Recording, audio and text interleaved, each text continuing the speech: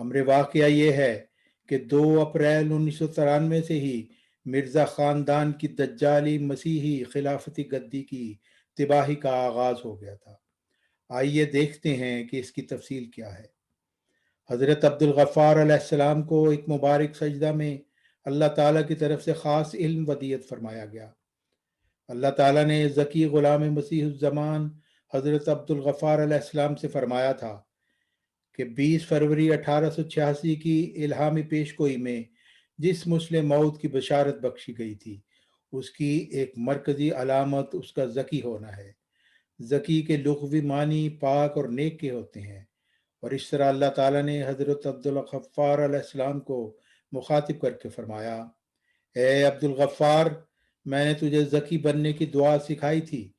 اور جس برگزیدہ بندے کی تضرعات سن کر میں نے اسے اسلام کی فتح اور غلبے کے لیے ذکی غلام کا وعدہ دیا تھا، وہ تو ہے۔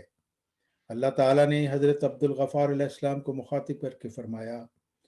اے عبدالغفار، میں تجھے اپنی جناب میں رجسٹر کرتا ہوں، میں تیری شہرت دنیا کے کناروں تک پہنچاؤں گا، میں تجھے خاص علم دوں گا اور تو لوگوں کو لاجواب کر دے گا۔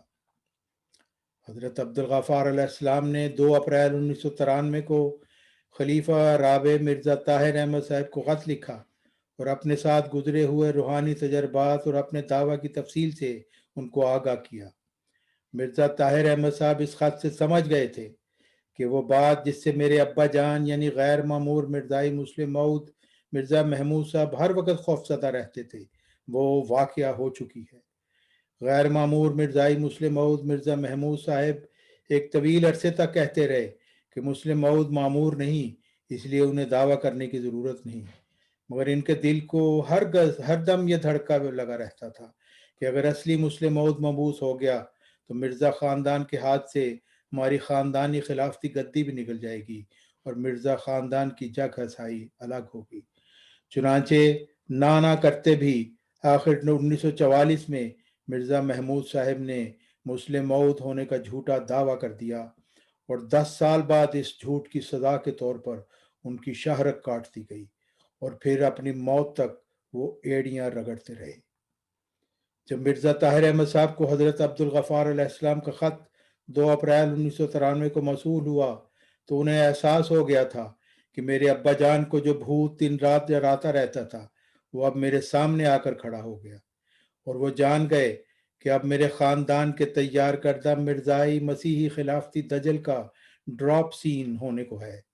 اگر مرزا طاہر احمد صاحب واقعی خدا کے بنائے ہوئے خلیفہ ہوتے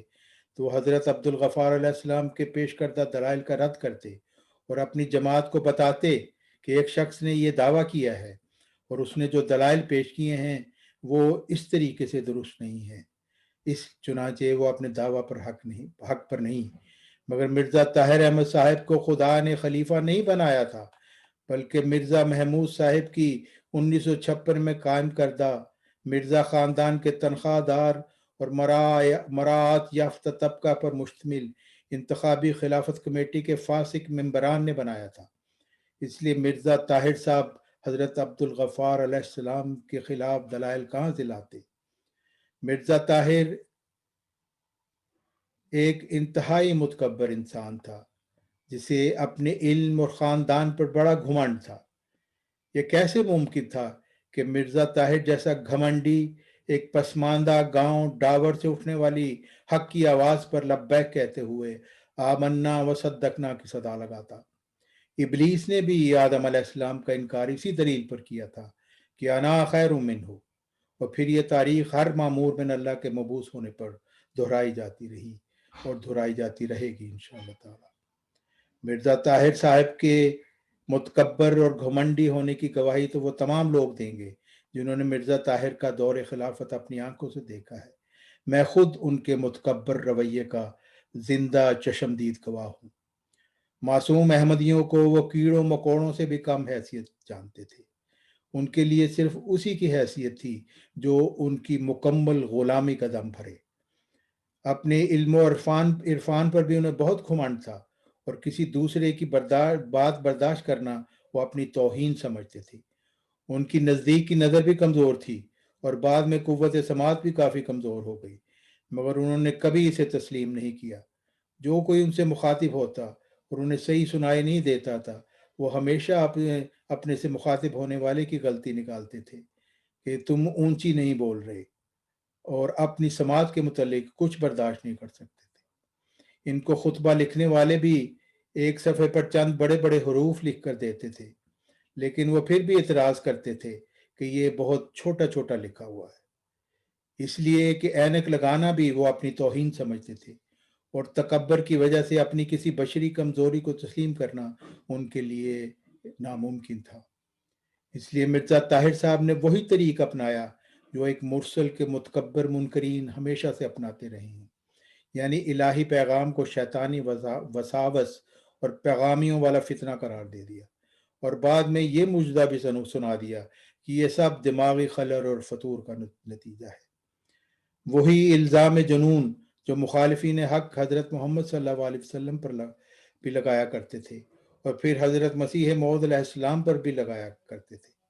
اس لحاظ سے حضرت مسیح موعود علیہ السلام کے بدترین مخالف محمد حسین بٹالوی میں اور مرزا طاہر احمد میں چنداں فرق نہ تھا۔ مرزا طاہر احمد صاحب ایک شاطرانہ دماغ رکھتے تھے اور سیاسی کلابازیوں کے فن سے خوب واقف تھے، اس لیے جانتے تھے کہ حضرت عبدالغفار علیہ السلام کا پیغام ایسا طاقتور ہے کہ صرف خط کے جواب سے نہیں رکنے والا۔ چنانچہ مرزا طاہر احمد صاحب نے معصوم احمدیوں کو گمراہ کرنے کے لیے 27 اگست 1993 کو ایک جمعہ کا خطبہ دیا اور توحید کے محافظ کا ڈھونگ کرتے ہوئے سری توحید دشمنی کی۔ خطبہ کے آغاز میں ہی مرزا طاہر احمد صاحب نے حضرت مسیح موعود علیہ السلام کی تصنیف رسالہ الوصیت سے ایک اقتباس پڑھا، مگر یہودیانہ طرز عمل اپناتے ہوئے اس اقتباس کا ایک انتہائی اہم جملہ گول کر گئے،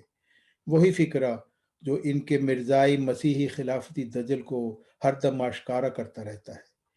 اور اس کا چھپانا صاف ظاہر کرتا ہے کہ مرزا طاہر احمد صاحب ایک بدنیت انسان تھے، اور انہوں نے یہ کبھی ارادہ کر لیا تھا کہ مرزا خاندان کی خلافتی گدی کو بچانے کے لیے وہ قرآن مجید اور حضرت مسیح موعود علیہ السلام کی تحریرات کی تحریف کرنے سے بھی ہرگز گریز نہ کریں گے۔ اس اہم فکرہ کو جو جماعت مرزائیہ ہمیشہ چھپاتی رہی ہے، وہ فکرہ یہ تھا، جیسے حضرت مسیح موعود علیہ السلام نے فرمایا، اور جب تک کوئی خدا سے روح القدس پا کر کھڑا نہ ہو، سب میرے بعد مل کر کام کرو۔ پھر اسی خطبہ جمعہ میں جانتے بوجھتے ہوئے اور کمال دجل سے کام لیتے ہوئے مرزا طاہر احمد صاحب نے اپنی مرزائی خاندانی خلافت کو قرآن مجید کی سورہ نور میں آیت استخلاف کے مطابق خلافت علی منہاج نبوت قرار دینے کی مذموم کوشش کی، اور حضرت محمد صلی اللہ علیہ وسلم کی ایک حدیث ثم تکون خلافت علی منہاج نبوت کے صریح طور پر غلط معنی کیے، اور ناحق طور پر غیر معمور مرزائی مسلم موعود مرزا محمود صاحب کی 1956 میں قائم کردہ مرزا خاندان کے تنخواہ دار اور مراعات یافتہ طبقہ پر مشتمل انتخابی خلافت کمیٹی کے تیار کردہ خلافت پر چسپاں کر کے معصوم احمدیوں کو دھوکہ دیا۔ بعد ان سب غلط بیانیوں کے بعد خدا تعالیٰ کی قسم کھا کر یہ سفید جھوٹ بھی بول دیا کہ تم سب مر جاؤ گے، تمہاری نسلوں کی نسلیں مر جائیں گی، مگر تم کسی مجدد کا منہ نہیں دیکھو گے۔ مگر غیر معمور مرزائی مسلم موعود مرزا محمود صاحب کی 1956 میں قائم کردہ مرزا خاندان کے تنخواہ دار اور مراعات یافتہ طبقہ پر مشتمل انتخابی خلافت کمیٹی کے تیار کردہ خلیفے قیامت تک آتے رہیں گے۔ لعنت اللہ علی الکاذبین، آمین۔ حالانکہ چند ماہ پہلے 15ویں صدی ہجری کے مجدد ذکی غلام مسیح آخر الزمان اور موعود مسیح ابن مریم حضرت عبدالغفار علیہ السلام کا بھیجا گیا دعویٰ ان کے سامنے پڑا تھا، اور یہ وہی وجود تھا جس کے متعلق حضرت مسیح موعود علیہ السلام نے فرمایا تھا کہ جب تک کوئی خدا سے روح القدس پا کر کھڑا نہ ہو، میرے بعد مل کر کام کرو۔ یوں غیر معمور مرزائی مسلم موعود مرزا محمود صاحب کی 1956 میں قائم کردہ مرزا خاندان کے تنخواہ دار اور مراعات یافتہ طبقہ پر مشتمل انتخابی خلافت کمیٹی کی تیار کردہ مرزا طاہر احمد نے قرآن مجید کی آیت استخلاف کا بھی انکار کر دیا، حدیث مجددین کا بھی انکار کر دیا اور حضرت مسیح موعود علیہ السلام کی تعلیم کا بھی انکار کر دیا، جبکہ حضرت مسیح موعود علیہ السلام نے آیت استخلاف کی تفسیر کرتے ہوئے صاف اور صریح الفاظ میں لکھا کہ آیت استخلاف میں حضرت محمد صلی اللہ علیہ وسلم کے خلیفوں کا الہی وعدہ دیا گیا ہے۔ نیز دائمی روحانی خلافت سلسلہ مجددین ہے جس کا منکر فاسق ہے،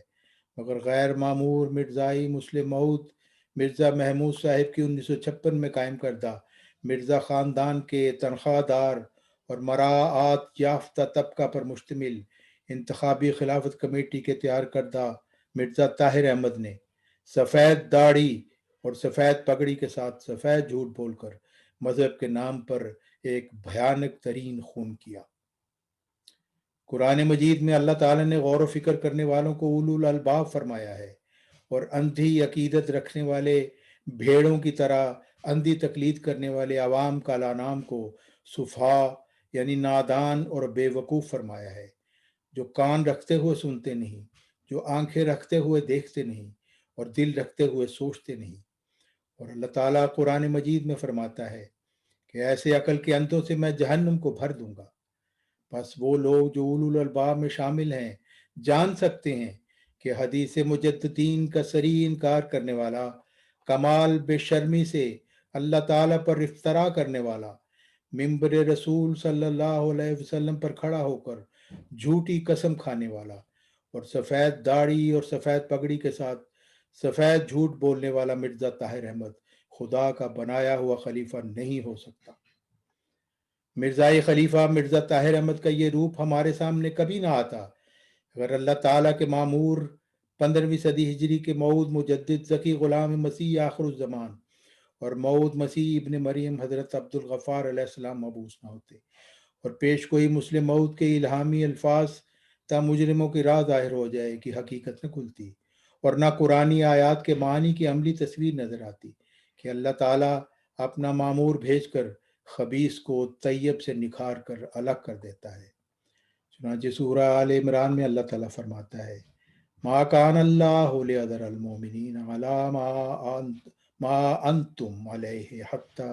یمیز الخبیث من الطیب وما کان اللہ لیطلعکم علی الغیب ولکن اللہ یجتبی من رسلہ من یشاء۔ اللہ تعالیٰ ایسا نہیں ہے کہ مومنوں کو اس حال پر چھوڑ دے جس پر تم ہو، یہاں تک کہ خبیث کو طیب سے نتھار کر الگ کر دے، اور اللہ کی یہ سنت نہیں کہ تم سب کو غیب پر مطلع کرے، بلکہ اللہ اپنے پیغمبروں میں سے جس کو چاہتا ہے چن لیتا ہے، اور اسی اللہ تعالیٰ نے اپنی انتخاب کا اظہار فرمایا اور حضرت عبد الغفار علیہ السلام کو چن لیا تاکہ مرزائیت کے دجل کو بے نقاب کیا جائے اور خبیث کو طیب سے نتھار کر الگ کر دیا جائے۔ آیت استخلاف میں اللہ تعالیٰ فرماتا ہے کہ مجدد کا منکر فاسق ہے، اور حضرت مسیح موعود علیہ السلام فرماتے ہیں کہ حدیث مجددین کا منکر خبیث ہے، جیسا آپ علیہ السلام نے اپنے منظوم کلام میں فرمایا، کیوں چھوڑتے ہو لوگو نبی کی حدیث کو، جو چھوڑتا ہے چھوڑ دو تم اس خبیث کو۔ بس غور و فکر کرنے والے اولو الالباب جان گئے کہ غیر معمور مرزائی مسلم موعود مرزا محمود صاحب کی 1956 میں قائم کردہ مرزا خاندان کے تنخواہ دار اور مراعات یافتہ طبقہ پر مشتمل انتخابی خلافت کمیٹی کے تیار کردہ مرزا طاہر احمد صاحب میں متکبر منکرین کی دونوں صفات یعنی فسق اور خباثت بدرجہ اتم موجود تھی۔ بس اپنی خاندانی خلافتی گدی کو بچانے کے لیے مرزا طاہر احمد صاحب نے فاسق کہلانا بھی منظور کر لیا، نیز احمدیت کی پاک تعلیم کا انکار کر کے خباثت کو گلے لگا لیا۔ قرآن مجید میں فاسق کے متعلق اللہ تعالیٰ فرماتا ہے کہ اللہ تعالیٰ نہ فاسقین کو ہدایت دے گا، نہ ان سے راضی ہوگا، نہ ان کی عبادت قبول کرے گا، اور فاسق کا ٹھکانہ جہنم ہوگا اور ان سے عذاب ہلکا نہیں کیا جائے گا۔ استغفر اللہ ربی من کل ذنب واتوب الیہ۔ اور پھر دنیا نے دیکھا کہ ایک معمور من اللہ کو دماغی خلل کا طعنہ دینے والا مرزا طاہر احمد خود ذہنی دباؤ، دماغی خلل، فریب خیالی اور ذہنی اختلال کا شکار ہو گیا۔ अक्सर औक़ात उनको डिप्रेशन और हेलुसिनेशन के दौरे पड़ते थे और वो कई दफ़ा खिताब के दौरान ही डाइस पर ढेर हो जाते थे। उन्हें अजीब-अजीब ख़यालात आते थे और वो उन ख़यालात को अमली जामा पहनाते रहते थे। एक दफ़ा मिर्ज़ा ताहिर अहमद साहब स्वीडन के दौरा पर आए। मैं उस वक़्त स्वीडन जमात का नेशनल जनरल सेक्रेटरी था। मैंने मिर्ज़ा ताहिर साहब की की कार की डिग्गी खोलकर देखी, तो उसमें हरे-हरे केले लबालब भरे थे। मैंने मिर्ज़ा ताहिर साहब के अमला के एक शख्स से पूछा, ये क्या मामला है? वो कहने लगा, आजकल हमारे हुजूर को हरे-हरे केलों का ख़बत सभाया हुआ है। खुद भी हर वक़्त हरे-हरे केले खाते हैं और हमें भी ज़बरदस्ती यही खिलाते हैं। जिस शहर से भी हम गुज़रते हैं, वहाँ सबसे पहले कार की डिग्गी को हरे-हरे केलों से भर लेते हैं, क्योंकि कहीं से मेरे हुजूर ने पढ़ लिया है कि हरे-हरे केले सेहत के लिए बहुत मुफ़ीद होते हैं। अमले के लोग तो उनके मुलाजिम थे, वो बेचारे मिर्ज़ा ताहिर साहब के मुख्तलिफ ख़बत गुज़र जाने के इंतज़ार ही करते रहते थे। फिर लंदन में एक खुतबा जुमा के दौरान मिर्ज़ा ताहिर साहब को फ़रेब ख़याली का दौरा पड़ा, जिसका मैं चश्मदीद गवाह हूँ, क्योंकि मैं खुद लंदन में उस खुतबा में मौजूद था। खुतबा में उन्होंने ज़िक्र किया कि लोग अक्सर मुझे घूरते रहते हैं, हालांकि मैंने बारहा मना किया है। फिर सामने बैठे एक शख्स की तरफ इशारा करके कहने लगे, देखो, ये मना करने के बावजूद अब भी मुझे घूर रहा है। इस तरह के दौरे मिर्ज़ा ताहिर अहमद साहब को अक्सर पड़ते रहते थे। एक दफ़ा मिर्ज़ा ताहिर साहब अपने अमले के साथ नॉर्वे के शमाली इलाकों की सैर के लिए गए। मासूम अहमदियों के चंदा से वो इस तरह की अय्याशियाँ अक्सर किया करते थे। चुनांचे अभी उनकी सैर शुरू भी नहीं हुई थी कि मिर्ज़ा ताहिर अहमद साहब को दौरे पड़ने शुरू हो गए। तो सैर का प्रोग्राम फौरी तौर पर मुलतवी करके उन्हें लंदन पहुंचा दिया गया। मिर्ज़ा ताहिर साहब को होम्योपैथिक का भी बहुत शौक था और वो अपने ऊपर दवाइयों के तजर्बे करते रहते थे और जी भरकर होम्योपैथिक के दवाइयों के कतरे पीते रहते थे, जो अल्कोहल में बनाई जाती हैं। इसी वजह से उन्हें जिगर का आर्जा भी हो गया था। तो ये था हाल उस गैर मामूर मिर्ज़ाई मुस्लिम मौद मिर्ज़ा महमूद साहब की 1956 में कायम करदा मिर्ज़ा ख़ानदान के तनख्वाहदार और मराआत याफ्ता तबका पर मुश्तमिल इंतखाबी खिलाफत कमेटी के तैयार करदा मुतकब्बर घमंडी और मुफ्तरी अल्लाह मिर्ज़ा ताहिर अहमद साहब का, जो मामूर मिनल्ला को दिमागी खलल का ताना देता था। फिर वो भी दिन आ गया जब मुफ्तरी अल्लाह मिर्ज़ा ताहिर अहमद साहब मासूम अहमदियों को गुमराही में मुब्तला करके इस दुनिया से रुखसत हो गए और अपने झूठ, अपना तकब्बुर, अपना घमंड भी साथ ले गए। उनकी वफ़ात पर मैं भी लंदन में मौजूद था और उनको ताबूत में बंद पड़े हुए देखा, जिसके ऊपर चेहरा देखने के लिए एक शीशा लगा हुआ था। और जिस ख़ानदानी मिर्ज़ाई खिलाफती गद्दी को बचाने के लिए उन्होंने अपना ईमान भी बेचा और 100 झूठ भी बोले और अल्लाह ताला पर भी इफ्तरा किया, आखिर उस गद्दी को एक मिट्टी के माधु के हवाले करके खाली हाथ इस दुनिया से लौट गए।